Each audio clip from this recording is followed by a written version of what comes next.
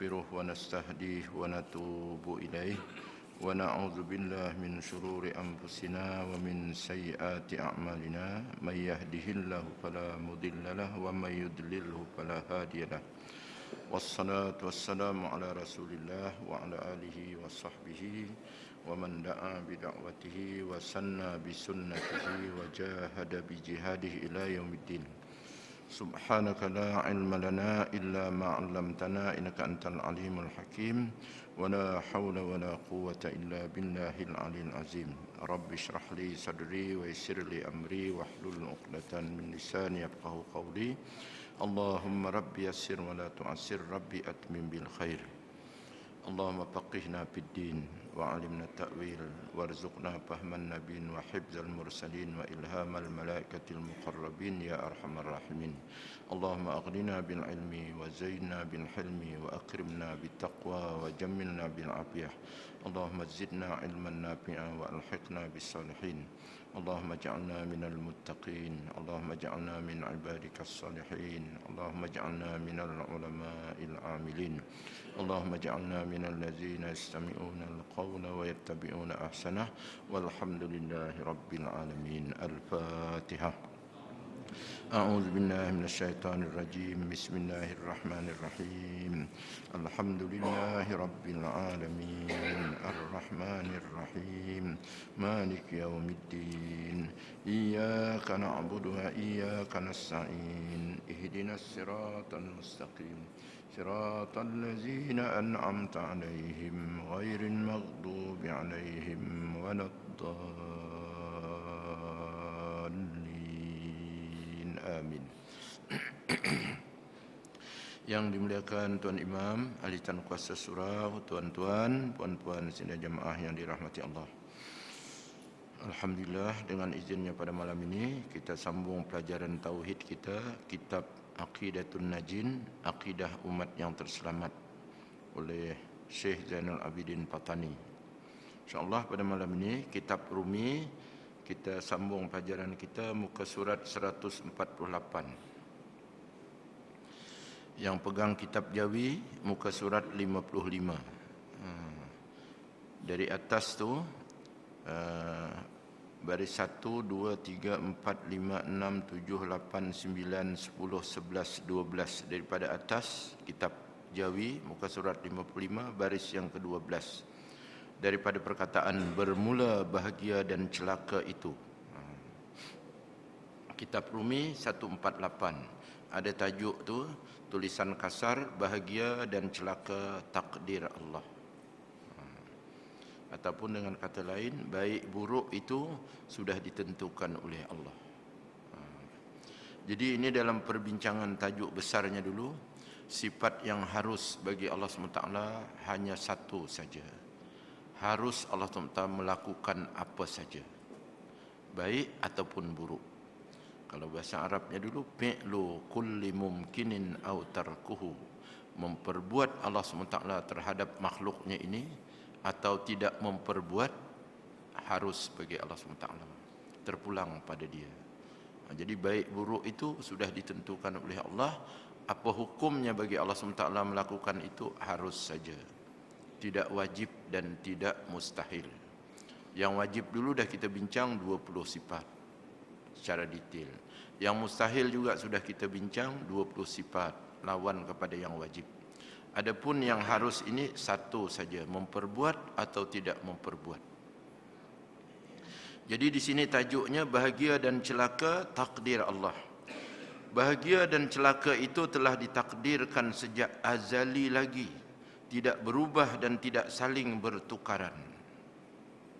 Banjir misalnya pada tahun ini begitu rupa, sudah diazali takdir Allah SWT, ditentukannya. Tak pernah berlaku. Sampai sekarang sudah 100,000 lebih yang dipindahkan di seluruh negara. Itu sudah azali, sejak awal-awal lagi, tak ada permulaan, Allah SWT dah tentukan demikian. Kalau pada kita itu buruklah tu. Itu harus saja dia melakukan. Bahagia itu, ya, nak dijelaskan apa dia bahagia. Bahagia itu berarti mati dalam keimanan, berdasar kepada ilmu Allah pada azali lagi mengenainya. Orang yang bahagia, akhir sekali bahagia, dia mati dalam keadaan iman, husnul khatimah. Itu sudah ditentukan oleh Allah demikian rupa. Dan celaka itu berarti mati dalam kekufuran. Akhirnya, ya, yang dinamakan celaka tu ikut dia punya akhir tu, mati kita dalam su'ul khatimah. Itu celaka. Jadi dua-dua ini, bahagia dan celaka, ketentuan Allah. Harus bagi Allah SWT menentukan demikian. Kesudahan itu menunjukkan takdir yang mendahuluinya. Akhir kesudahan hidup kita ni, ya, menunjukkan takdir mendahului, sudah ada ditakdirkan begitu sebelum berlaku. Jika hidup berakhir dengan keimanan, maka pada azali ditunjukkannya sebagai sebahagian daripada golongan yang bahagia. Kalau hidup berakhir dengan keimanan, maka dalam hidup ini ditunjukkan diberi hidayat, dan itu menunjukkan golongan yang bahagia. Jika hidupnya berakhir dalam kekufuran, maka pada azali lagi ditunjukkannya sebagai bahagian daripada golongan yang celaka. Walaupun sebelum itu ia beriman, tapi ketentuannya hujungnya itu.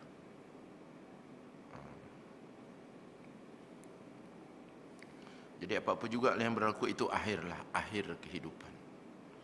Dalam kehidupan itu macam-macam lah, dia berubah. Itu semua ditentukan oleh Allah demikian. Jika hidupnya berakhir dalam kekufuran, maka pada azali lagi ditunjukkannya sebagai sebahagian daripada golongan yang celaka, walaupun sebelum itu ia beriman. Tapi hujungnya ketentuan Allah begitulah. Sebaliknya begitu juga, kafir di awal tu, tapi hujungnya beriman. Kalau ketentuannya dia bahagia. Inilah yang dijelaskan oleh sepotong hadis sahih yang berbunyi, Inna ahadakum la ya'malu bi'amali ahli nar hatta ma yakunu bainahu wa bainaha illa zira'un fayasbiqu alaihi alkitabu fayamalu bi'amali ahli aljannah fayadkhuluha wa inna ahadakum la ya'malu bi'amali ahli aljannah hatta ma yakunu bainahu wa bainaha illa zira'un fayasbiqu alaihi alkitabu fayamalu bi'amali ahli nar fayadkhuluha. Hadis menjelaskan ketentuan itulah menjadi jawapan, takdir itulah menjadi jawapan. Tapi ini kerja Allah SWT, jangan ditanya pula aku punya macam mana, cari Tok Nujum pula nak bagi tahu, jangan. Ini ilmu Allah. Baik peranan kita ikut perintah Allah, berdoa biar akhir sampai akhir hayat kita bahagia, husnul khatimah. Ketentuan itu kerja Allah SWT. Jangan pula kita jawab, aku tentuannya begini Ustaz. Tak boleh juga. Baik, apa arti hadis ini? Sesungguhnya seorang kamu, kata Rasulullah, beramal dengan amalan ahli neraka, hingga antaranya dan neraka itu tinggal sehasta saja lagi. Lalu suratannya mendahuluinya, takdirnya sudah ditentukan oleh Allah, maka ia pun beramal dengan amalan ahli syurga dan ia memasukinya. Jangan pula aku Ustaz apa awal-awal ni kira hujung tu. Jadi bila kita beramal ahli neraka, kita sudah salah, melanggar ya larangan Allah SWT. Ini Rasulullah bagi tahu menentukan hujungnya itu ialah ketentuan Allah SWT. Walaupun seorang itu beramal dia ahli neraka, hingga satu hasta lagi nak masuk neraka, maknanya nak matilah. Kalau roh tu kalau tak kiamat, itu kiamatlah. Kalau kiamat individu roh sampai sini, tiba-tiba dia berubah, beramal dia dengan ahli syurga, beriman dia mati dalam iman. Itu ketentuannya. Itu ilmu Allah dan itu kerja Allah. Itu namanya fi'lu kulli mumkinin aw tarkuhu. Dan ada satu golongan lagi, sesungguhnya seorang kamu beramal dengan amal ahli syurga, bukan main hebat, hingga antaranya dan syurga tinggal sehasta saja lagi, lalu nak meninggal dunia atau lalu nak kiamat kalau akhir itu nanti, lalu suratannya mendahuluinya, maka ia pun beramal dengan amal ahli neraka dan dia masuklah dalam neraka sebab takdir mendahului. Itu dinamakan dia sifat harus bagi Allah, melakukan bahagia dan celaka, menentukan bahagia dan celaka. Yang ini jangan diambil kesempatan pula, aku awal-awal ni ujung tu yang penting tu, ujung tu. Salah, itu kita tak ikut syariat namanya. Ikut syariat kita beramal. Begitu juga kalau ikut syariat awal tu baik, kita berdoa pada Allah, ya Allah, Allahumma khtim lana ya Allah bihusnil khatimah. Ya Allah, akhirilah hidupku dengan hidup bahagia. Walaupun sekarang ni beramal baik sampai ke hujung amal baik. Jadi dua-dua sabda Rasulullah ni, baik dan buruk ini, itu kerja Allah. Jangan kita campur tangan pula. Jangan kita pula mengaku pula, aku mula-mula. Tak apa, macam dalam hadis tu lah. Ujung nanti, itulah. Jadi mula-mula ni aku tak nak sangat, tinggal je lah dulu. Nanti hujung tu aku beramal ahli syurga, zap masuk syurga. Tak boleh juga macam tu. Ini Rasulullah menceritakan ketentuan Allah mendahului apa yang berlaku di hujung hidup kita tu. Ini kerja Allah SWT. Itu namanya sifat Allah yang harus. Baik, orang awam macam kita ni takut akan kesudahan umurnya itu. Jadi kita kena takutlah. Jangan kesudahan umur kita macam disabda oleh Rasulullah, mula-mula baik, tiba-tiba akhir berubah.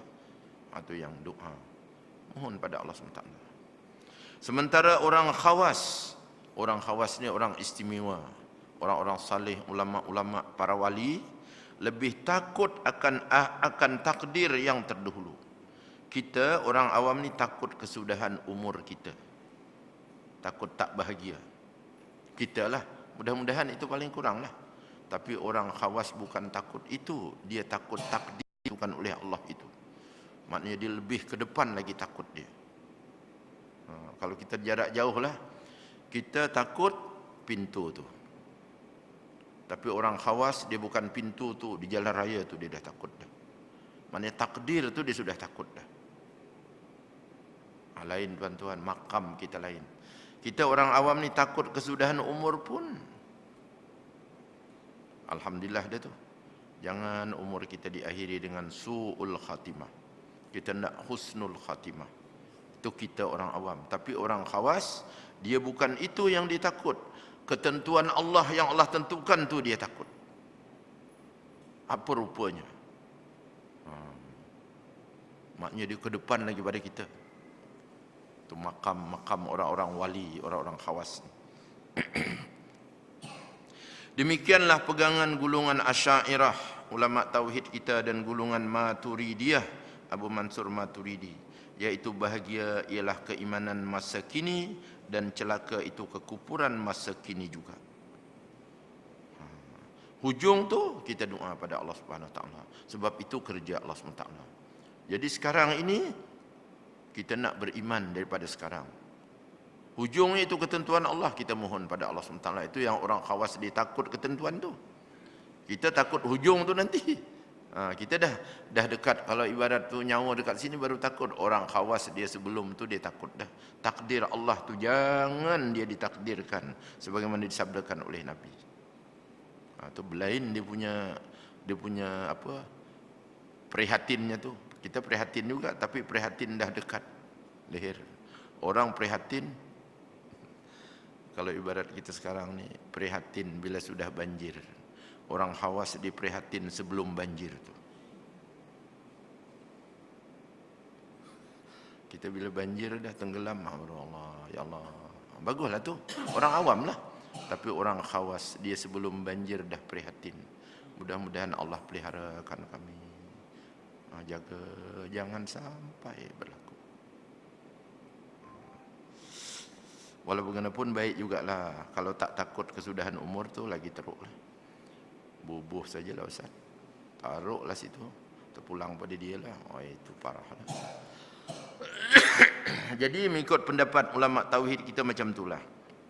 Ya, mengikut pendapat Asy'ariyah dan Maturidi, iaitu bahagia ialah keimanan masa kini dan celaka itu kekufuran masa kini. Jadi sekarang ini biarlah kita beriman. Sekarang ini jangan kita kufur.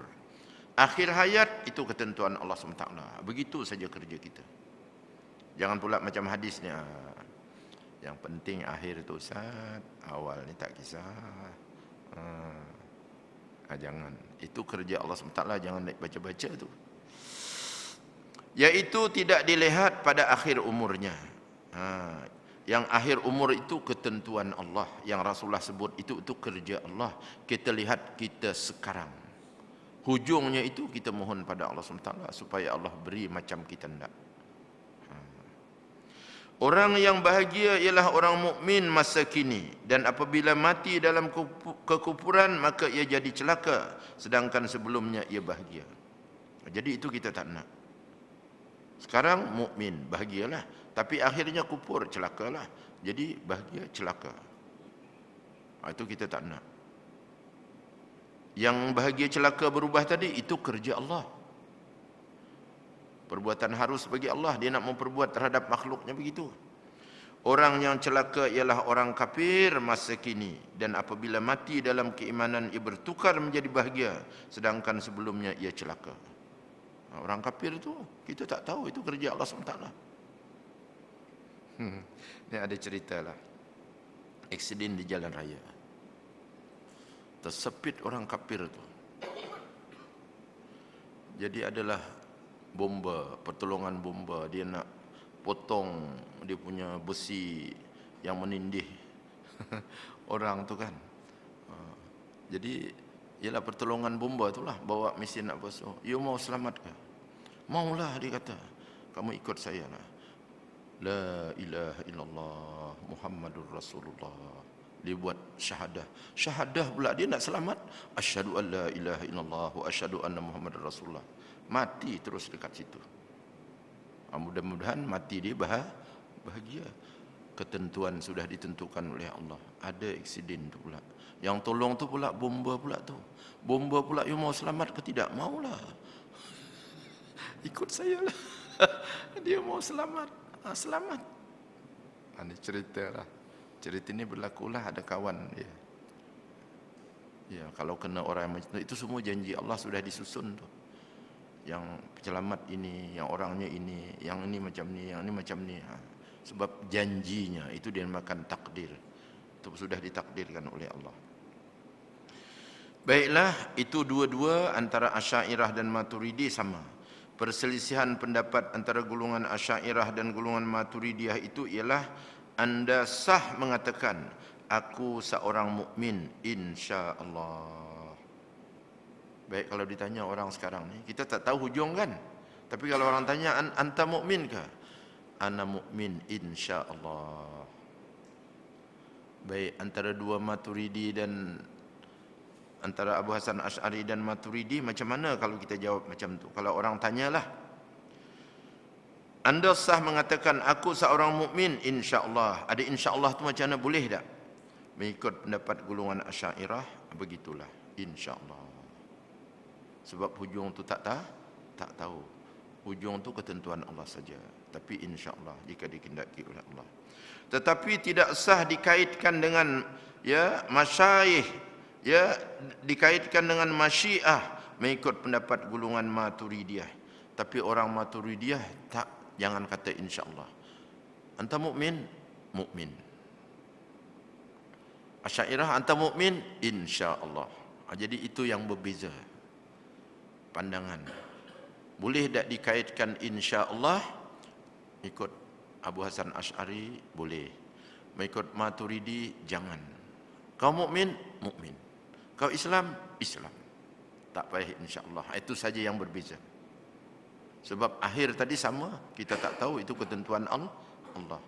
Tapi Abu Hasan Asy'ari dikata aku mukmin insya-Allah. Tapi Abu Mansur Maturidi aku mukmin.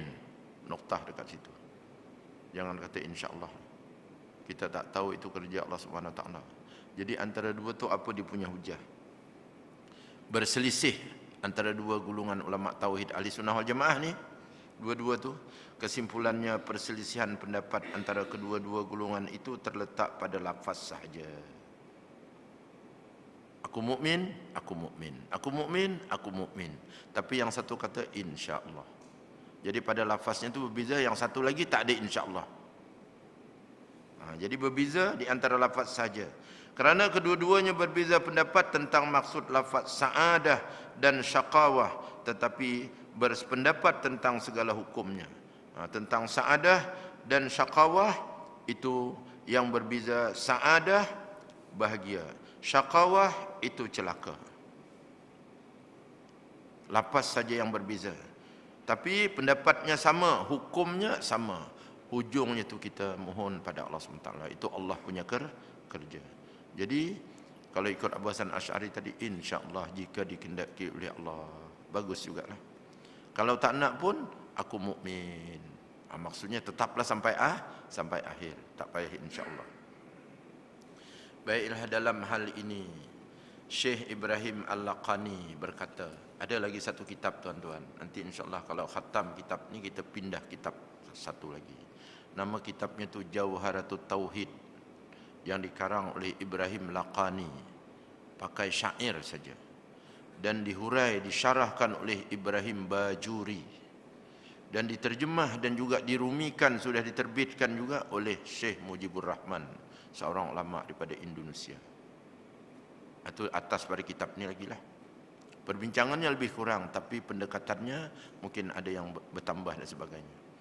Jadi Syekh Zainal Abidin kita ni, bila antara Abu Hasan Asy'ari dan Abu Mansur Maturidi berbeza pandangan mengenai boleh insya-Allah, ada yang tak payah insya-Allah tu, dia quote daripada kitab Jauharatut Tauhid, Permata Ilmu Tauhid.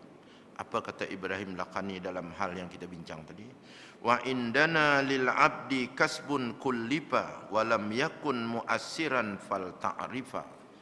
Waktu Ibrahim Laqani punya tauhid macam tu. Pakai syair aja tuan-tuan. Dia kata wa indana lil abdi kasbun kullifa wa lam yakun muassiran fal ta'rifa. Maksudnya pada mazhab kami, iaitu ahli sunnah wal jamaah, Abu Hasan Asy'ari ke Abu Mansur Maturidi, bagi hamba itu usaha yang dipikulkan. Kita ni cuma berusaha berikhtiar saja.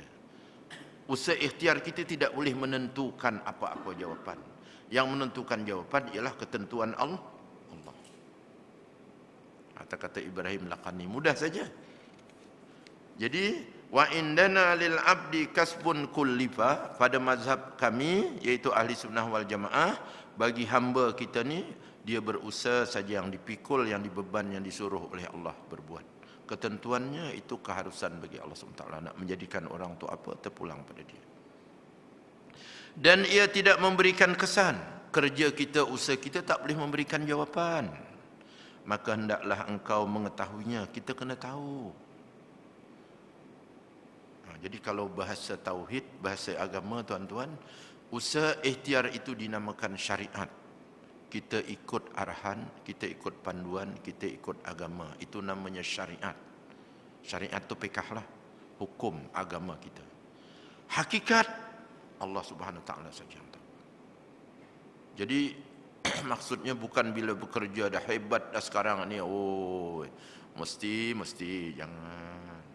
Masih lagi memohon pada Allah, ya Allah. Itu maksudnya. Kita ni hanya dibebankan, diwajibkan berusaha berikhtiar. Tapi kena ingat, usaha ikhtiar kita tidak memberi jawapan. Yang memberi jawapan apa dia? Ketentuan Allah. Begitu tu. Itu kena takut kita macam tu. Kalau isu sekarang ni tuan-tuan, kita dengar negeri-negeri lain pantai timur tu banjir. Shah Alam tidak, Shah Alam tinggi, tak alam tak. Takdir Allah kita tak tahu. Jadi mohon ya Allah, selamatkanlah kami. Jangan kata, kami dah sedia Ustaz. Begitu juga boleh berusaha berikhtiar. Apa juga usaha ikhtiar? Boleh. Bukan boleh lagi, wajib mengikut syariat, mengikut agama. Tapi jangan bergantung pada usaha ikhtiar. ketentuannya ialah takdir Allah Subhanahu wa taala. Itu dinamakan dia syariat dengan hakikat, kita kena beza. Syariat itu kewajipan kita, hakikat itu kerja Allah Subhanahu wa taala. Jangan dicampur. Itu belum masuk tarikat lagi tu. Dia ada 3 tu tuan-tuan. Syariat, hakikat, tengah-tengah tu ada tarikat. Lepas tu di hujung tu ada lagi satu, itu namanya makrifat. Baru kenal Tuhan. Nanti kita gabung ilmu tu. Oleh itu saya cadang surau-surau masjid kita biarlah pengajian tu lengkap. Pekahnya itu syariat, mengaji betul-betul untuk kita berbuat beramal. Lepas tu hakikatnya dalam pelajaran tauhid itu tadilah. Ni bila begini ni kita berusaha berikhtiar ikut syariat, tapi jangan kita bergantung pada usaha ikhtiar kita memberikan jawapan, memberi jawapan hakikatnya Allah saja. Lepas tu dalam bekerja untuk menuju kepada hakikat, tengah-tengah tu ada tarikat. Jiwa kita ni tuan-tuan mestilah berhubung dengan Allah Subhanahu wa taala. Jadi kena belajar pula tasawufnya, lengkapkan.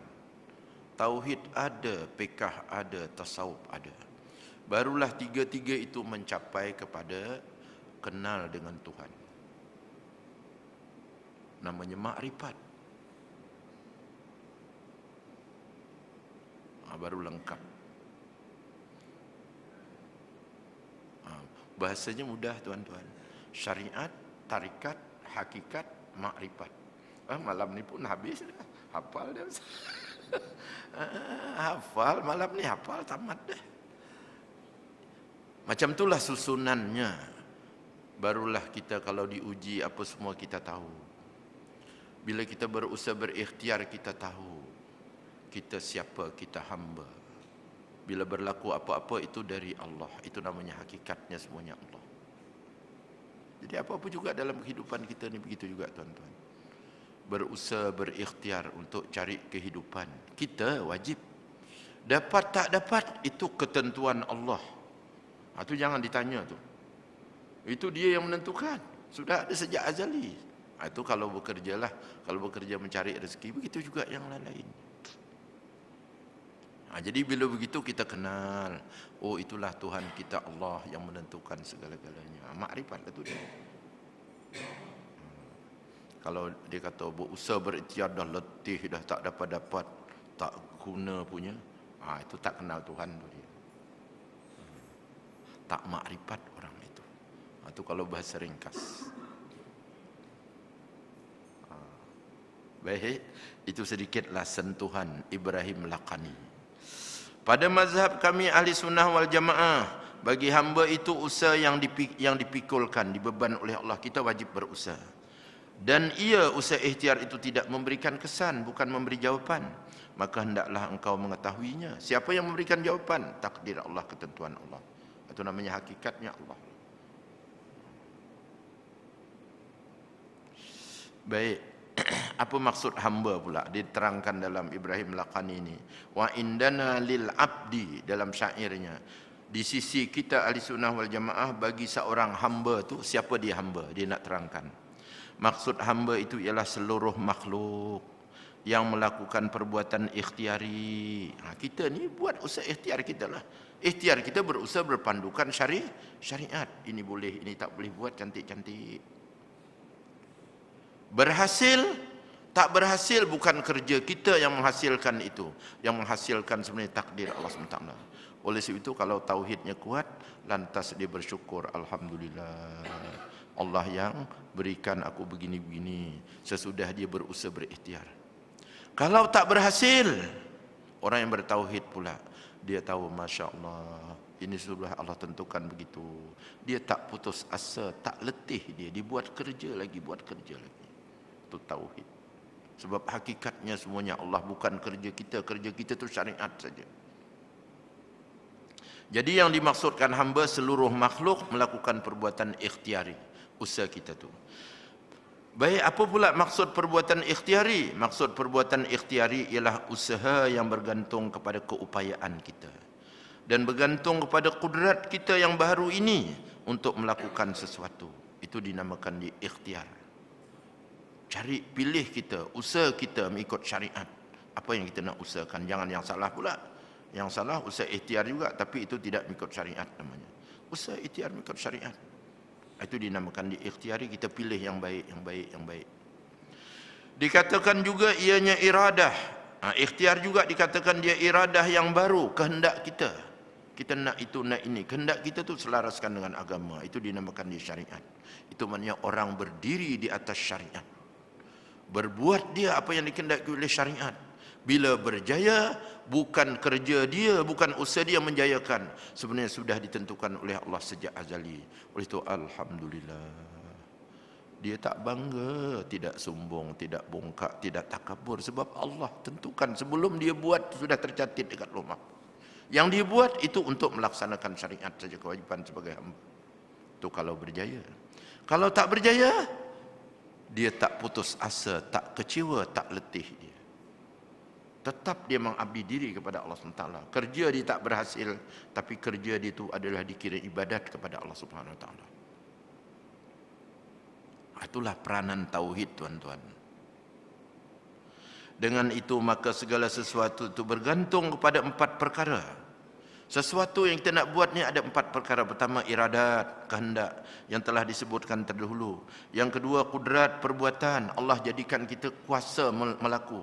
Ada nak tak boleh buat, tak jadi juga. Ada nak buat. Buat itu siapa bagi boleh buat? Allah bagi boleh buat. Siapa menggerakkan hati nak? Allah. Tunjuk pada ikut syariat, Allah berikan hidayat pada kita. Semuanya datang daripada Allah. Jadi ada 4 iradat yang telah disebutkan terdahulu. Yang kedua, kudrat, perbuatan yang menyertai kedua-duanya, ya, iaitu ialah kudrat. Yang kedua kudrat, ada kuasa. Yang ketiga kena buat. Ada iradat, ada kuasa, tak buat tak jadi. Bukan usaha ikhtiar itu. Ada kehendak, ada kuasa, lepas tu buat. Baru 3 perbuatan yang menyertai kedua-duanya. Dan irtibat di antara ikatan kedua-duanya.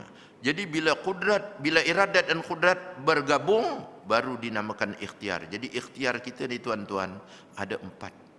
1, ada kehendak. Yang kedua, ada kekuatan, keupayaan, kuasa. Yang ketiga, buat, lakukan. Yang keempat, perhubungan di antara kehendak dan buat, irtibat itu dinamakan dia iradah. Cuba kalau tuan-tuan termenung, analisislah apa kita nak buat. Ada tak 4 ni?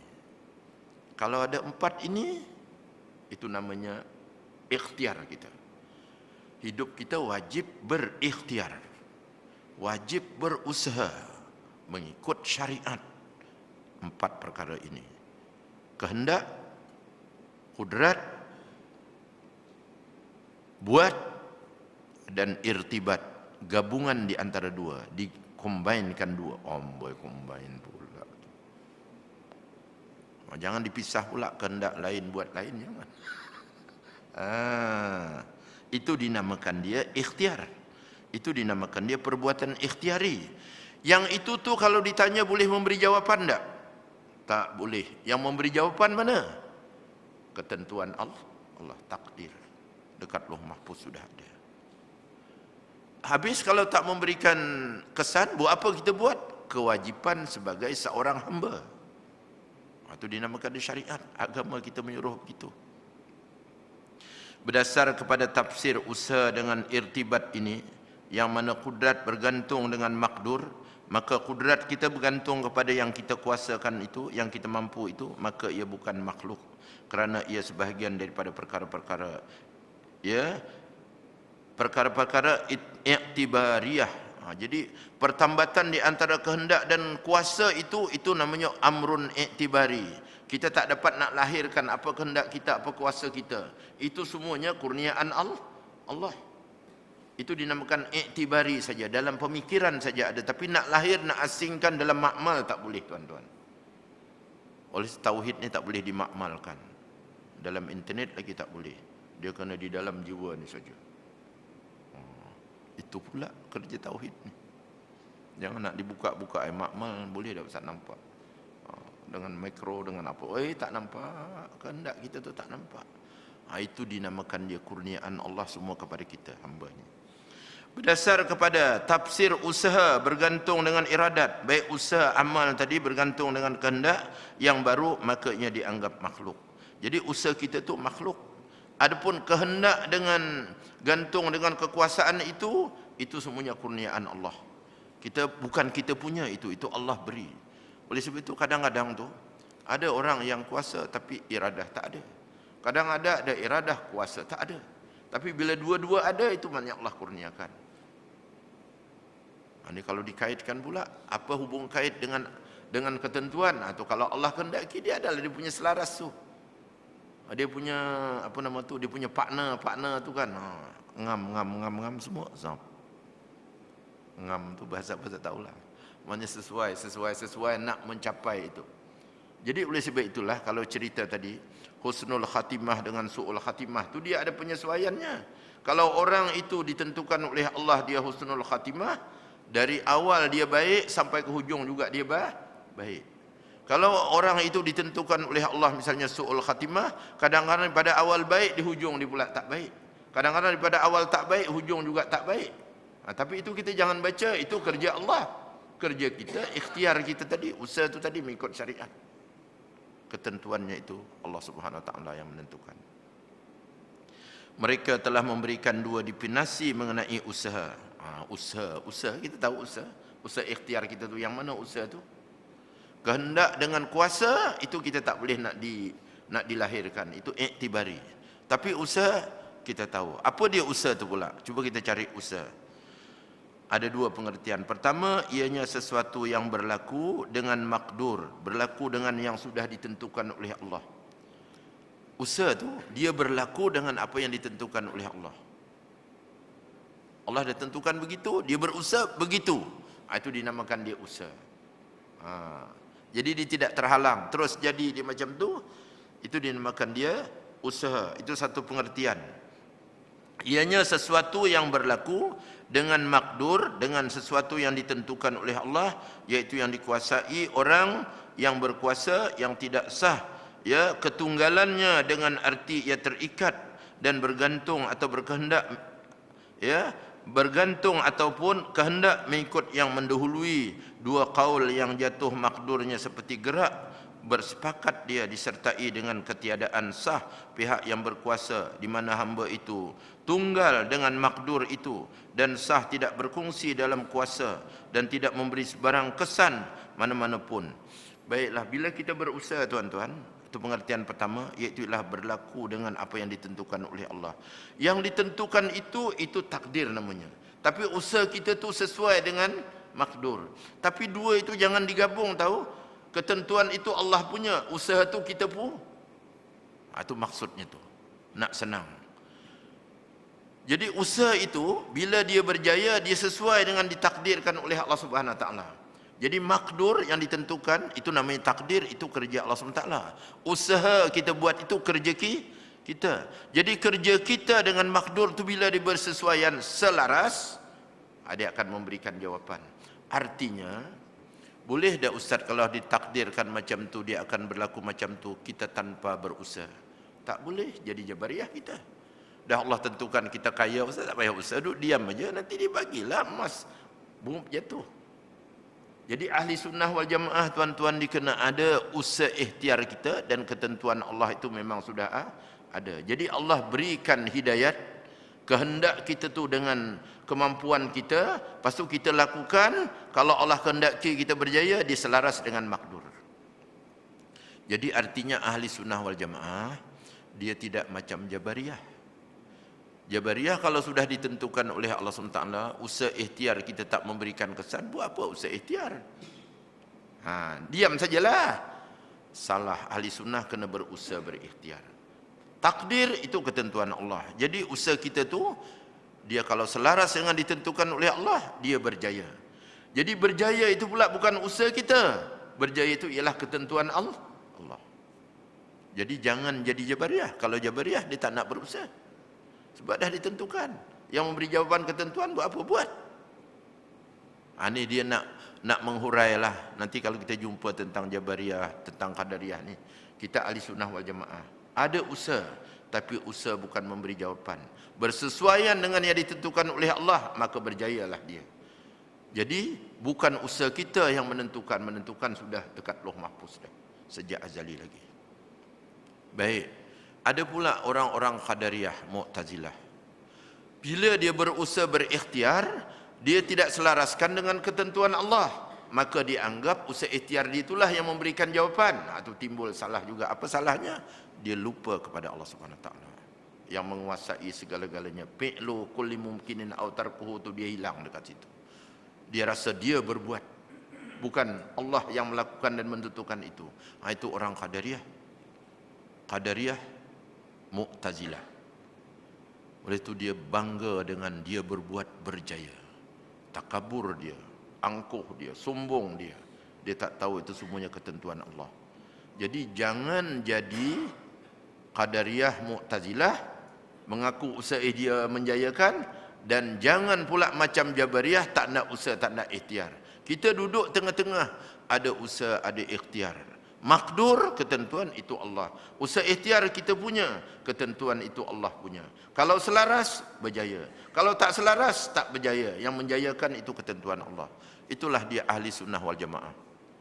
Ini tuan-tuan, dalam kehidupan harian kita, kalau tauhid kita jaga betul macam tu, insya-Allah kita tenang, kita tenteram. Kita tak pernah kecewa, tak pernah putus asa. Dan kita tak pernah takabur, sombong dan bongkak, tak pernah. Sebab kita di bawah kuasa dan pentadbiran Allah SWT. Fi'lu kulli mumkinin aw tarkuhu. Tajuknya, sifat yang harus bagi Allah itu. Di sini dihurai detail macam tu. Baik. Ia hanya menyertai sahaja. Usaha kita tu menyertai sahaja. Ketentuan itu sudah ada. Dan yang menjadikan sebenarnya itu adalah tunggal yang esa, yang secara umumnya memberikan kesan. Itulah ketentuan Allah, itulah memberikan kesan, bukan usaha ikhtiar kita tu. Jadi dengan kata lain, pahaman dalam tauhid, usaha ikhtiar itu adalah wajib bagi kita. Tapi jangan anggap usaha ikhtiar itu memberikan kesan. Kalau dia selaras dengan yang ditakdirkan oleh Allah, dia berjaya, bukan usaha kita menjayakan takdir. Kalau tak selaras, dia tak berjaya. Takdir juga tidak memberikan kejayaan pada kita. Macam tu. Jadi tak ada timbul putus asa, kecewa, letih, tak guna, semuanya tak ada. Semua berguna kita buat. Dan tak timbul pula kita sombong, bongkak, takabur, akulah. Tak ada.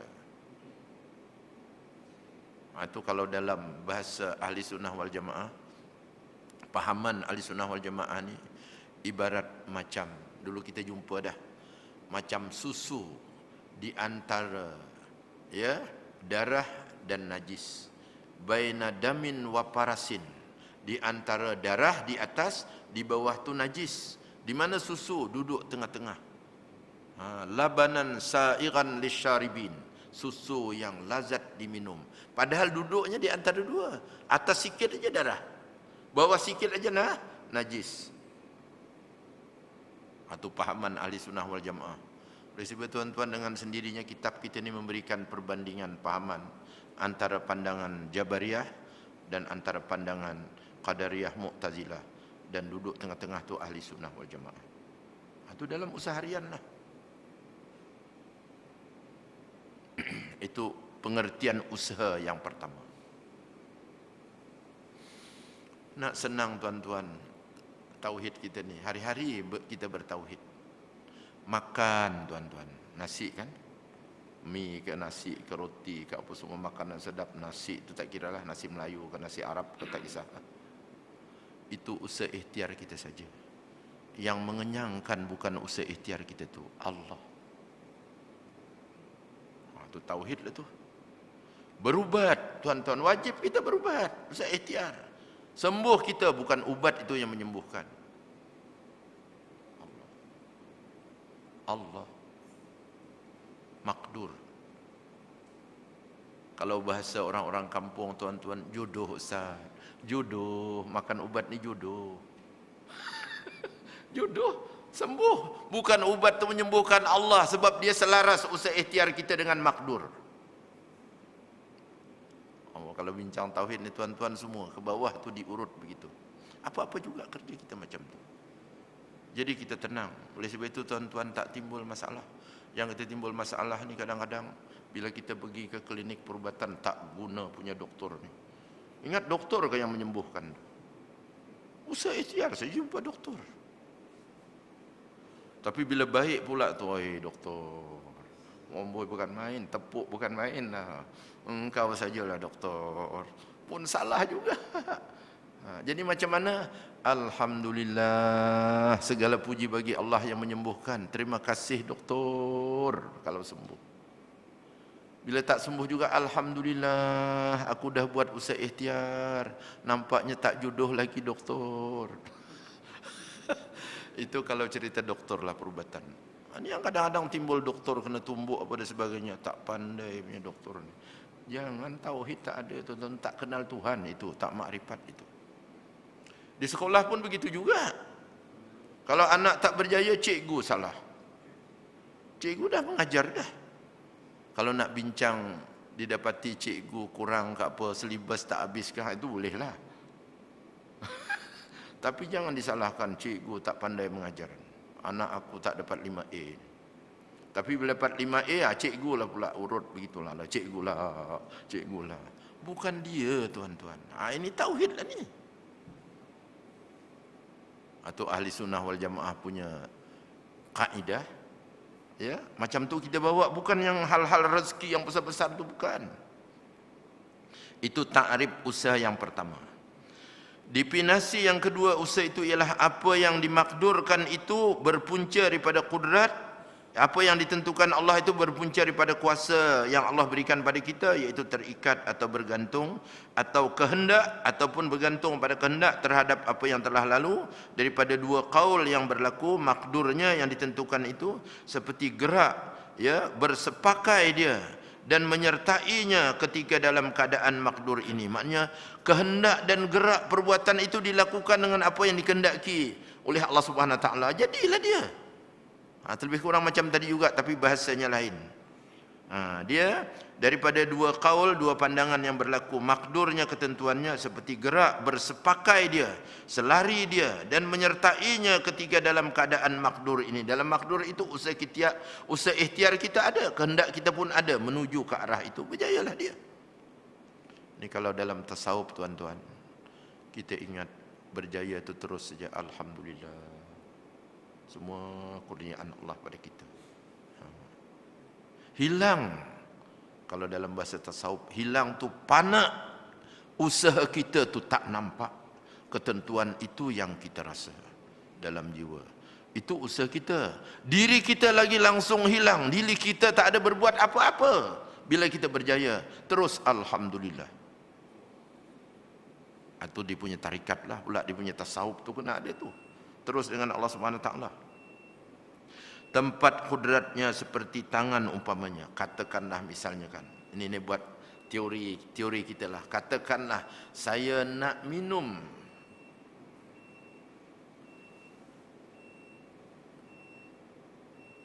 Minum betul?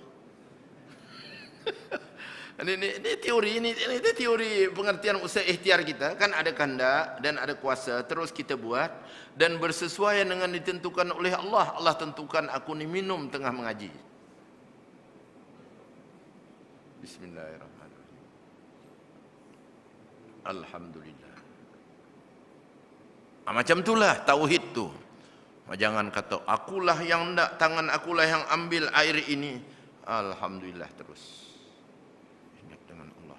Itu dia punya praktik tauhid itu yang dikatakan usaha ikhtiar kita tu tadi dengan ketentuan Allah Subhanahu Wa Taala.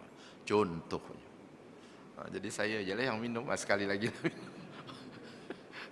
Semua dah ditentukan 2 kali minum misalnya. Contoh macam tu. Dia terus itu jadi selaras seiringlah dia dengan yang ditentukan oleh Allah, dengan kehendak dan kuasa kita yang diberikan oleh Allah. Jadi semuanya datang daripada Allah SWT. Macam itulah tuan-tuan huraian ulama mengenai tentang hal ini. Baiklah. Syahdan, ini ada satu tajuk dia nak beritahu pada kita. Wajib kita iktikad, wajib kita yakin, imani bahawa usaha seseorang itu tidak mendatangkan kesan. Itu yang penting. Kerana tiada siapa yang mengungsi Allah dalam kudratnya untuk fi'lu kulli mumkinin aw tarkuhu. Tak ada siapa yang boleh mengungsi perbuatan Allah. Perbuatan Allah itu ialah tauhid semua wahdaniyat. Habis yang perbuatan kita tadilah asing. Yang perbuatan Allah menentukan, perbuatan kita berusaha berikhtiar. Tapi bila dia bertemu di antara dua, bukan kita mengungsi untuk mendapatkan jawapan. Kewajipan kita dengan jawapan yang ditentukan oleh Allah, begitu dia berasing. Usaha ikhtiar kita punya, ketentuan Allah pun. Usaha ikhtiar namanya syariat, ketentuan itu namanya hakikat. Hakikatnya semua Allah. Makan ubat tadi kan. Syariat kita makan ubat. Hakikatnya Allah yang menyebutkan, menyembuhkan, bukan ubat tu. Macam tu.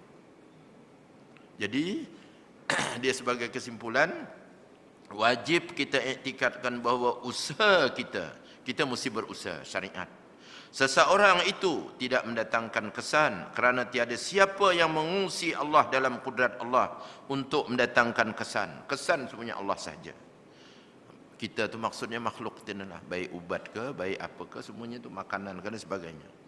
Kerana Allah itu tunggal, esa, dan kudratnya esa, dan tiada kudrat selain daripada kudrat Allah yang boleh memberikan kesan. Tetapi apabila sesetengah perbuatan itu lahir dengan ikhtiar seseorang hamba, seperti memanjat pokok kayu umpamanya, maka pada zahirnya perbuatan itu berlaku atas usaha kita. Panjat kayu tu, nampaknya kita lah manjat kayu kan, tapi Allah yang berikan kuasa. Allah yang cetuskan kehendak panjat kayu, dan boleh pula tu panjat, dan dia panjat pula tu. Itu dinamakan perbuatan ikhtiari, macam memanjat kayu. Itu contohnya. Lahirnya nampak perbuatan kita, tapi bukan kita. Oleh itu bila kita dapat panjat kayu, kau nak tahu, ini kaki panjat ni tahu, sampai atas alhamdulillah. Begitu. Jangan boleh panjat. Kau nak tahu ni kaki panjat ni berapa tinggi boleh kau panjat? Jangan. Itu cerita ulama panjat kayu. Panjat apa-apa jugalah.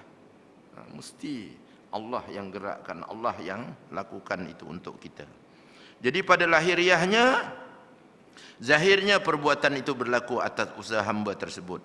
Setengah perbuatan berlaku bukan atas usaha ataupun ikhtiar manusia. Ada tak yang bukan usaha ikhtiar itu dinamakan manjat, itu usaha ikhtiar kita. Lahiriahnya kita berusaha. Tapi ada perbuatan yang bukan usaha ikhtiar kita. Bukan kita pilih, bukan kita nak. Kalau nak tahu Allah misalnya lakukan, apa dia? Jatuh daripada pokok kayu. Siapa nak jatuh? Cakap lagi, panjat lagi. Jatuh. Jadi yang panjat tu usaha ikhtiar kita. Lahiriahnya macam kita buat. Sebenarnya Allah izinkan kita naik atas pokok tu. Ada pula bukan usaha ikhtiar kita, jatuh kita. Mana ada kita nak jatuh? Tapi jatuh juga. Itu menunjukkan bukan perbuatan kita. Ini dikiaslah tuan-tuan yang lain, bukan panjat pokok saja.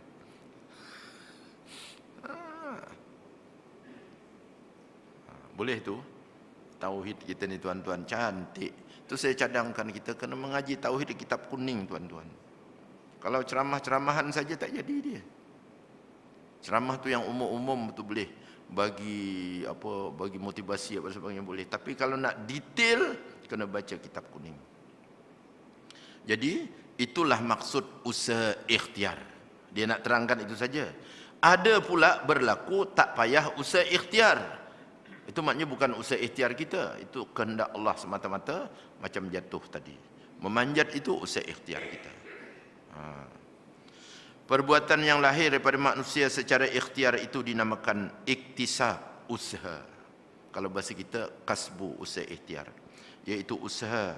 Dan dipinasinya telah disebutkan ada dua dipinasi tadi. Dia kena selaras dengan makdur terdahulu. Demikianlah pada pendapat ahli sunnah wal jamaah. Ahli sunnah wal jamaah dalam bab ini saja tuan-tuan, Masya Allah. Kita jangan terpisung. Kesimpulan daripada iktikad ahli sunnah wal jamaah itu ialah perbuatan hamba secara ikhtiar itu adalah usaha dan bukan majbur. Kita bukan tergagah. Kita ada diberikan memilih. Nak itu diberi kuasa, buat. Berjaya tak berjaya, itu hakikatnya Allah Subhanahu Wa Taala. Begitu. Atau terpaksa, kita bukan majbur, bukan terpaksa macam Jabariyah, semata-mata seperti yang dikatakan oleh golongan Jabariyah. Golongan Jabariyah, tapi golongan Jabariyah ni senang tuan-tuan nak membahas mereka ni. Dia kata tak payah buat lah Ustaz, dah ditentukan Allah, Allah dia nak kasih-kasihlah, ketentuan dia tu yang berlaku, tak payah buat. Nak mendebat dia senang. Kalau begitu, kalau kamu nak kenyang, tak payahlah masak beras tu. Bila dah masak tak payah cedok. Bila cedok tak payahlah mak suap ke mulut. Tengok ajalah, nak kenyang, kenyang dah. Tak boleh pula Ustaz, itu kena makan. Menunjukkan kena usaha ikhtiar. Itu senang. Tapi yang susah Qadariyah ni tuan-tuan, Qadariyah Mu'tazilah. Sebab kadang-kadang dia bangga dengan usaha ikhtiar dia. Akulah yang buat. Itu susah sikit nak debat dia tu. Itu Jabariyah. Hamba itu juga tidak menjadikan perbuatannya seperti yang didakwa oleh golongan Mu'tazilah. Mu'tazilah dia sendiri buat. Allah jadikan kita saja. Lepas bila dijadikan, kita besar bergerak itu kita semua, bukan Allah yang menggerakkan. Itu pula itu Mu'tazilah. Ini salah, ini susah nak debat. Bahawa hamba menjadikan perbuatannya itu sendiri. Oleh itu bila dia berjaya, dia bangga. Atau nak debat dia, itu kalau berjaya semua. Kalau tak berjaya, cuba. Tak berjaya. Kalau kamu semua buat, mau tak kamu tak berjaya? Tiba-tiba tak berjaya. Siapa yang menjayakan tu? Kamu ke, perbuatan kamu ke, Allah ke? Tapi susah sikit kalau Jabariyah tadi senang. Kau tengok aja nasi tu. Kenyang tak? Kena suap besar, suap. Itu menunjukkan ada usaha ikhtiar. Tapi Mu'tazilah Qadariyah ni, usaha dia tu sendiri yang menghasilkan. Jadi kalau begitu, kalau tak berjaya, cuba tanya dia. Kalau kamu yang menghasilkan, mana boleh kamu nak yang tak berjaya? Tentu nak semua berjaya. Itu menunjukkan kejayaan itu bukan kamu. Jadi susah sikit lah tu, selapis lagi kena bincang. Kalau tak mau juga, hunus keris. Cakap sekali lagi. Ini perbincangan tuan-tuan. Kita dah jumpa dah perbincangan Ahli Sunnah wal Jamaah. Dia macam itulah. Dia bagus tuan-tuan perdebatan ni untuk menjernihkan kita punya iktikad tu. Begitu. Baiklah. Bila kita baca ni tuan-tuan, Masya Allah. Perselisihan iktikad dalam mazhab. Cuba tengok dalam mazhab-mazhab tauhid ni. Mazhab Jabariyah, mazhab Mu'tazilah, mazhab Ahli Sunnah wal Jamaah ni. Antara tiga tentang usaha ikhtiar tu kan. Walaupun dah jelas tadi, kita ada usaha ikhtiar, tapi usaha ikhtiar bukan memberikan jawapan. Memberikan jawapan ketentuan takdir Allah SWT. Kalau Jabariyah tak nak berusaha. Kalau Qadariyah berusaha tapi dia kata usaha dia memberikan jawapan. Begitu dah nampaklah tiga. Tapi sebagai kesimpulan, mazhab Jabariyah menganggapkan hamba itu tidak berusaha sama sekali. Sebaliknya terpaksa melakukan apa saja. Seperti bulu ayam yang terapung-apung di udara mengikut tiupan angin. Kita tak ada daya memilih, tak ada. Ikutlah. Macam bulu ayam kapas orang terbang. Kuasa semua Allah SWT, itu namanya majbur. Jabariyah, kata Jabariyah. Itu satu. Mazhab kaum Mu'tazilah, Qadariyah pula mengatakan hamba itu menjadikan perbuatannya sendiri secara ikhtiariah dengan kudrat yang dijadikan oleh Allah padanya. Kata-kata mereka dengan kudratnya dijadikan Allah padanya tidak menjadikan itu kafir mengikut qaul yang lebih sahih. Walau bagaimanapun dia dalam bab ini, orang Mu'tazilah dia tidaklah jadi kafir. Sebab dia kudrat yang dibuat itu, Allah jadikan dia macam tu. Lepas tu dia sendirilah, pandai-pandai dia sendirilah. Itu kalau banding dengan Jabariyah tadi, berat lagi Jabariyah. Walaupun senang nak menghujah Jabariyah kan, tapi dengan Qadariyah susah nak menghujah, tapi dia punya tu tidaklah membawa kepada kafir. Sebab dia kata dia baharu juga, dijadikan oleh Allah. Jadi itu tidak membuat kafir. Walaupun dia berbuat, siapa yang jadikan dia boleh berbuat? Allah jadikan. Tapi dia sendiri, Allah tak ambil tahu lagi dah. Kalau ibaratnya Qadariyah ni tuan-tuan, macam kita belikan anak-anak kita tu kereta yang pakai bateri tu kan. Beli kereta, bateri, buka dia punya Swiss, dia jalan sendiri. Macam itulah, itu Qadariyah punya. Tapi siapa belikan tu? Kita juga belikan tu kan. Macam itulah. Jadi ini salah juga pahaman ni, tapi tidak membuat jadi kafir. Sebab dia anggap dia makhluk juga perbuatan dia tu. Sementara golongan Jabariyah sangat keterlaluan. Jabariyah ni terlalu salah. Dan golongan Mu'tazilah ya bersikap keterlaluan sahaja, dia cuma sikapnya saja keterlaluan, tapi dia mengatakan masih makhluk lagi. Maka golongan ahli sunnah bersikap sederhana, dan sebaik-baik perkara itu ialah yang sederhana. Ahli sunnah itu boleh diumpamakan sebagai ia terbit daripada antara Jabariyah dan Mu'tazilah, duduk tengah-tengah, macam dipermankan oleh Allah dalam surah An-Nahl ayat 66. Min baini parasin wadamin labanan khalisan sa'iqan lisyaribin. Daripada antara tahi dan darah, air susu ada tengah-tengah yang suci, lagi lazat bagi para peminumnya. Tidak darah, tidak tahi, tapi susu. Kalau ke atas darah, kalau ke bawah tahi. Ke atas itu Qadariyah, ke bawah itu Jabariyah. Jadi dua-dua tak elok. Jadi kita ahli sunnah tengah-tengah. Ada usaha, ada ikhtiar, tapi tidak memberikan jawapan. Jawapan itulah makdur yang ditentukan oleh Allah SWT. Wajib berusaha berikhtiar. Jabariyah tak nak berusaha. Qadariyah berusaha, tapi dia kata usaha dia beri jawapan. Salah juga. Itu jadi darah itu. Tak nak usaha, jadi tahi itu.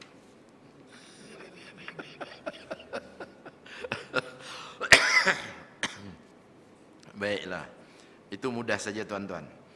Baik, jika seorang mengatakan sudah terbukti bahawa Allah Ta'ala wajib bersendiri dengan perbuatannya, tidak ada yang mengungsi, dan makdur yang satu itu tidak termasuk di bawah kudrat, seperti tidak ditetapkan bahawa hamba itu berusaha. Misalnya lah, hamba itu ditentukan tak nak berusaha. Ini dijawab apabila telah pasti dengan bukti bahawa yang menjadikan itu ialah Allah Ta'ala, dan secara darurat, secara mudahnya, darurat ini bukan darurat yang istilah darurat itu kan. Secara darurat, secara mudahnya kudrat hamba itu tertakluk pada setengah perbuatan secara ikhtiar, seperti gerakkan seseorang menggeletar. Itu kadang-kadang kita tak ada usaha ikhtiar tu. Ada yang ikhtiar, ada yang ikhtiar. Menggeletar, itu bukan kita ikhtiar, tiba-tiba kita menggeletar. Dan jatuh daripada pokok, tiba-tiba jatuh, itu bukan ikhtiari.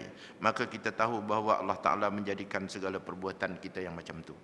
Dan perbuatan hamba secara ikhtiar itu sudah adalah usahanya sendiri, di mana makdur yang satu itu termasuk di bawah dua kudrat daripada dua segi yang berbeza. Kudrat kita untuk melakukan perbuatan, kudrat Allah memberikan kita boleh berbuat. Jadi dua yang berbeza, jangan dicampurkan. Ini termasuk di bawah kudrat Allah Ta'ala, dari segi menjadikan perbuatan itu Allah jadikan. Dan termasuk di bawah kudrat hamba daripada segi usaha melakukan itu kudrat kita. Oleh itu lahiriahnya nampak kita berusaha, hakikatnya Allah yang menggerakkan kita. Ya, melakukan semua perbuatan yang berkait dengan taklif, dengan beban ataupun tanggungjawab yang ia tidak mengadakan dan tidak menjadikan. Jadi itu ada pula bebannya pula. Ada yang Allah SWT bebankan kita, disuruh kita bila berbuat, dikendaki oleh Allah, boleh berbuat. Kalau tak dikendakinya, walaupun kadang-kadang kita tak boleh buat juga, adalah halangan-halangan dan sebagainya. Bagi seorang hamba, usaha itu diumpamakan sebagai memilih sama ada melakukan perbuatan atau meninggalkannya. Itu dinamakan usaha. Memilih itu sudah namanya usaha. Sebab kehendak, kuasa, buat, dan irtibat. Ada 4 tadi baru dinamakan usaha ikhtiar. Yang mana hasilnya itu mengikut pilihannya. Kerana inilah ia diberi pahala. Tengok. Bila kita berbuat ikut yang ditentukan oleh syariat, maka kerja kita itu berpahala. Walaupun hasilnya kadang-kadang tak dapat.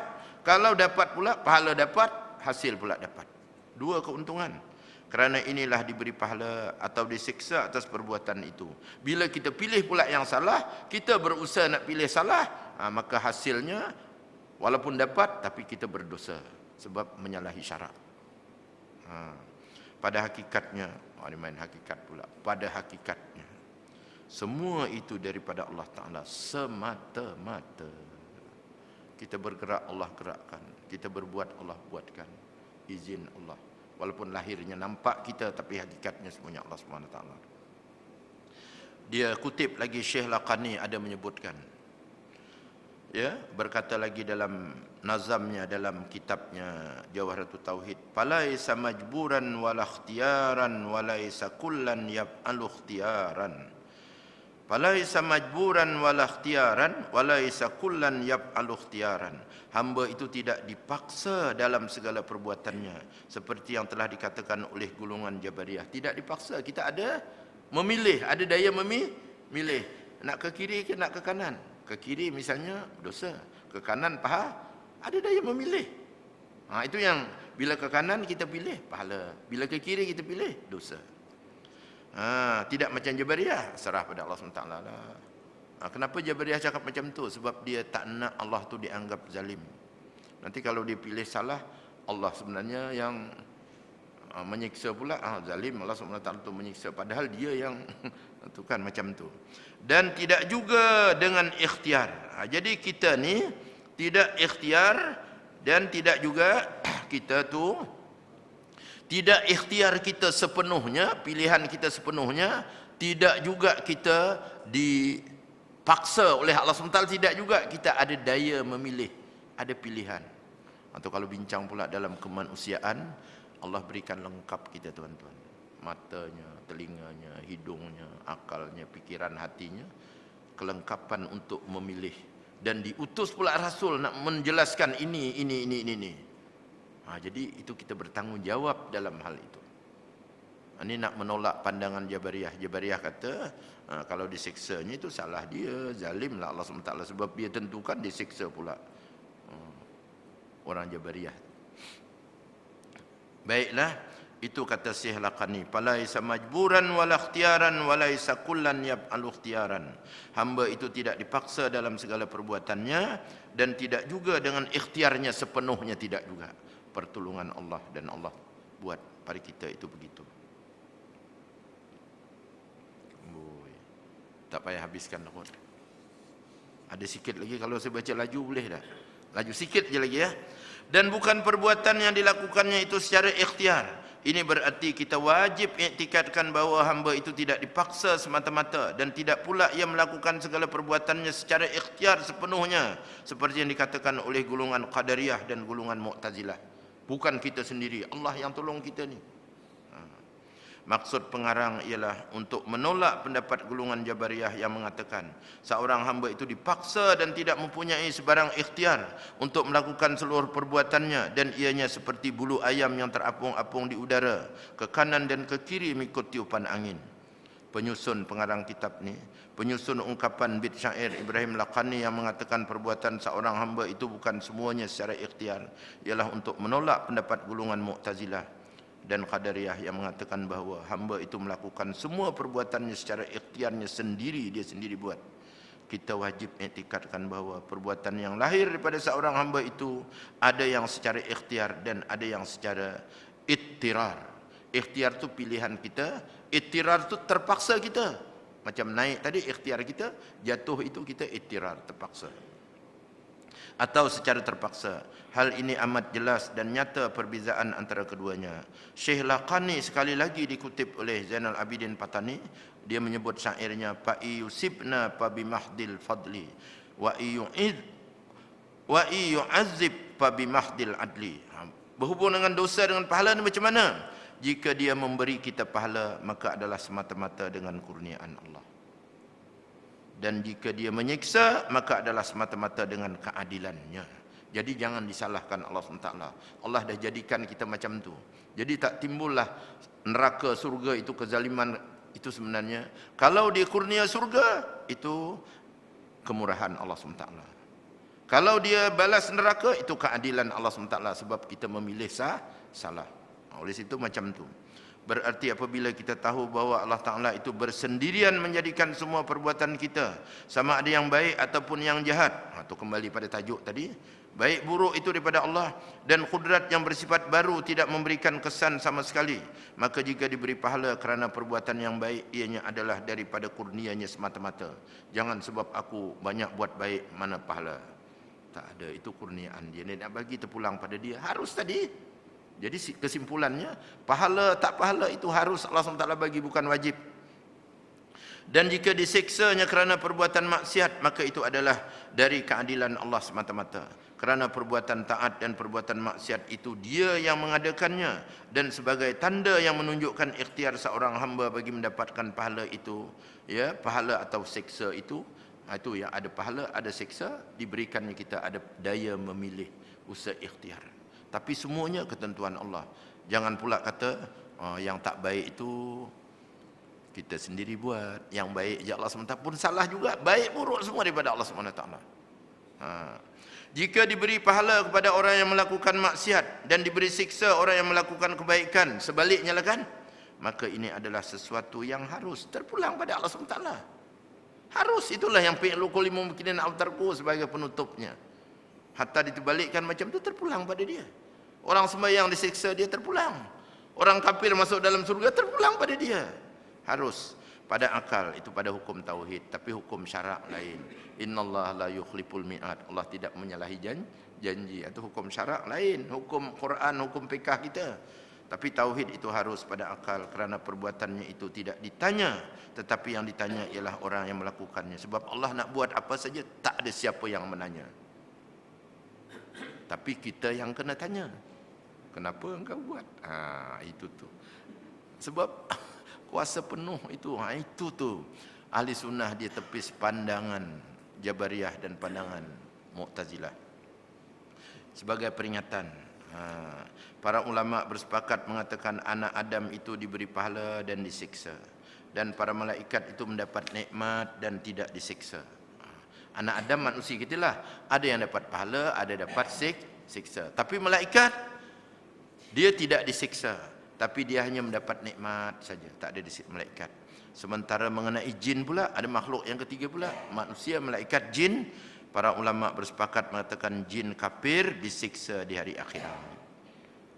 Jin daripada api dimasukkan dalam neraka. Ada orang kata, macam mana Ustaz dia rasa api masuk dalam api? Tak rasa. Jadi saya masa pengetua di Ma'had Salahuddin tu, budak tingkatan 4. Jadi dia kata, macam mana Ustaz, jin daripada api masuk dalam neraka, itu bukan siksa, dia api sama api, tak ada rasa apa-apa. Jadi ustaz pun dilempangnya murid tu, pam, sakit dah. Ini kulit sama kulit, kamu kata tak rasa apa-apa, lagi cakap lagi. Wah, dia api dengan api tak ada rasa. Jadi kulit sama kulit ni contohnya, lempang dia, tergulik budak tu. Cakap lagi, sakit tak? Sakit. Kata tak sakit tadi, api dengan api, kulit sama kulit ni sakit kan? Jadi jin yang kafir di akhirat nanti disiksa juga. Dan para ulama tidak sepakat mengenai jin yang mukmin. Jin mukmin ni khilaf ulama. Ada yang mengatakan jin yang mukmin itu seperti manusia juga, diberi pahala atas ketaatan mereka dan disiksa atas kemaksiatan mereka. Itu pendapat yang sahih lah. Dia sembahyang juga, mengaji juga. Tu saya beritahu, majlis kita ni tahu jin 9 kali ganda dengan bilangan kita ni. Kalau kita ada 100 malam ni, dia ada 900. Jadi kuliah tauhid ni ada 1000 malam ni. Baru tahu tu, gerun tu, dia lagi ramai. Jadi 9 kali ganda tu. Jadi pendapat ulama yang pertama macam kita juga, yang beriman diberi pahala. Ada yang mengatakan jin mukmin tidak diberi pahala tetapi terselamat daripada neraka. Kemudian dikatakan pada mereka, jadilah tanah seperti segala binatang. Itu pendapat yang kedua. Tapi pendapat yang kuat itu tadi sahih. Ada yang mengatakan jin yang mukmin itu akan berada di tepi syurga, tak masuk surga, dan manusia melihat mereka dan mereka tidak nampak manusia. Macam sekarang kita tak nampak mereka, mereka nampak kita. Di sana nanti kita nampak mereka, mereka tak nampak kita. Allah SWT terbalikkan tu nanti sana jin tu tahu. Berbeza keadaannya semasa di dunia, di mana jin nampak manusia dan manusia tidak nampak jin. Cuba cari yang 900 tadi. Ada jumpa? Ni dalam majlis kita ni. 900 ni. Kalau kita 100 lah. Kalau kita 50, dia 450. Dan ada yang mengatakan jin di akhirat kelak berada di bukit A'rab. Itu qaul lah. Tapi pendapat yang pertama itu yang sahih. Jin Islam, jin mukmin, dia macam orang manusia mukmin dan Islam juga, berpahala dan duduk dalam syurga. Ada pendapat yang kedua, ada pendapat ketiga mengenai jin Islam. Adapun yang kafir itu sepakat duduk dalam neraka. Yang Islam ni ada berbeza-beza pandangan. Itu mengenai jin. Jadi ingat tuan-tuan, makhluk kita ni yang Allah SWT ya berikan kelebihan, ada kekurangan apa semua, jin dengan manusia. Adapun malaikat itu tidak diberi kelebihan dan tidak diberikan kekurangan. Dia ada tak diturun naik. Dia mendatar. Manusia boleh menaik lebih pada malaikat. Dan boleh turun lebih pada hayawan. Jin macam tu juga. Oleh sebab itu dalam Quran, wa ma khalaqtul jinna wal insa, itu dua jenis ini, illa liya'budun. Malah dulu jin lagi pada manusia, insa itu lepas jin. Jin lagi lama hidup pada kita. Baik, itulah selesai pengajian kita. Pasal yang kelima mengenai tentang yang wajib kita pelajari bagi hak Allah SWT ada 3. Wajib bagi Allah itu 20 sifat. Yang mustahil bagi Allah itu 20 sifat. Yang harus bagi Allah itu 1. Itu 3 yang wajib kita ketahui bagi hak Allah. Nanti baru kita bincangkan dia punya dalil-dalil. Itu baru pada Nabi dan Rasul. Sekat itu alhamdulillah. Boleh tuan-tuan ya? Ada soalan? Minta dijelaskan. Kalau boleh saya kongsi, saya kongsi. Tak boleh, wallahu alam. Tauhid itu tuan-tuan. Baiklah tuan-tuan, saya sarankanlah kita sedarkan kita pelajaran tauhid berkitab ni tuan-tuan, zaman kita ni sudah saya lihat terlalu penting sangat. Sebab saya diberitahu daripada bahagian penyelidikan JAIS, di Selangor kita ni ada 30 lebih ajaran-ajaran sesat yang susah nak mengawasi dia. Jadi kita kena rujuk balik pada kitab-kitab ahli sunnah wal jamaah secara turas, cara kitab lama tu yang detail, biar kita mengaji betul-betul tauhid. Sebab di Selangor ada 30 lebih, 33 ke 32 lebih kurang begitulah, penyelewengan akidah macam-macam. Jadi mudah-mudahan kita dapat mengukuhkan pegangan ahli sunnah wal jamaah kita. Baiklah, kalau tak ada soalan, alhamdulillah. Jazakumullahu khairan katsira. Mudah-mudahan Allah SWT beri taufik dan hidayat pada kita, mudahkan kita menanggapi dan memahami menjadi iktikad kita yang benar, ya, yang diterima oleh Allah SWT. Kita tangguh dengan surah Wal-As. Subhanakallahumma bihamdika asyhadu an la ilaha illa anta astaghfiruka wa atubu ilaik. Subhanakallahumma bihamdika asyhadu an la ilaha illa anta astaghfiruka wa atubu ilaik. Subhanakallahumma bihamdika asyhadu an la ilaha illa anta astaghfiruka wa atubu ilaik. Bismillahirrahmanirrahim. Wal 'asri innal insana lafi khusrin illa allazina amanu wa 'amilus salihat wa tawasaw bil haqq wa tawasaw bis sabr. Sadaqallahul azim. Assalamualaikum warahmatullahi wabarakatuh.